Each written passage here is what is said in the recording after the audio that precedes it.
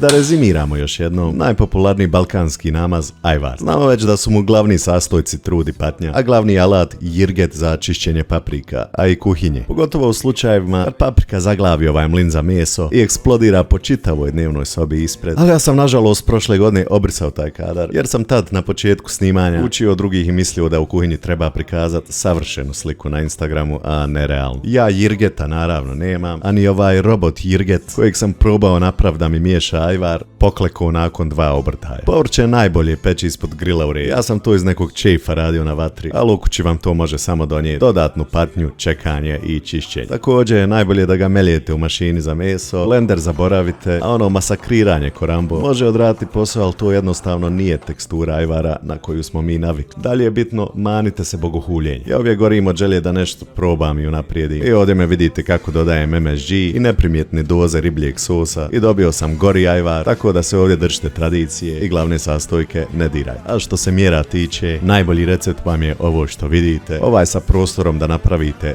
lični omjer paprika, patlđana i bijelog luka i uživate u ajvaru. Ako ga pravite u prirodi, uživate i u ovom procesu.